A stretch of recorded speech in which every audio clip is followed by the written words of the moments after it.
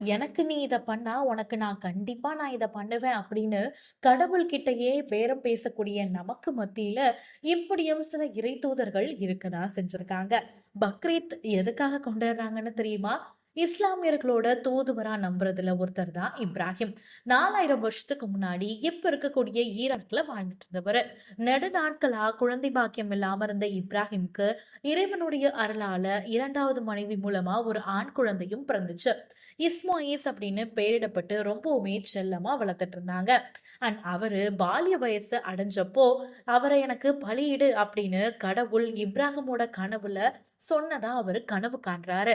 இத பத்தி இப்ராஹிம் அவருடைய மகன் கிட்ட அனுமதி வாங்கி பலியிடவும் துணிஞ்சிருக்காரு. அப்போ கடவுள் சிப்ரஹில் அப்படிங்கிற ஒரு வான தூதரை அனுப்பி இஸ்மாயில பலியிடுறத தடுத்து நிறுத்துறாரு. அதுக்கப்புறமா அங்கிருந்த ஆடு ஒன்ற பலியிட கடவுள் உத்தரவும் கொடுக்கிறாரு. இந்த சம்பவத்தின் அடிப்படையில தான் தியாக திருநாளா இந்த பக்ரீத் கொண்டாடப்படுது.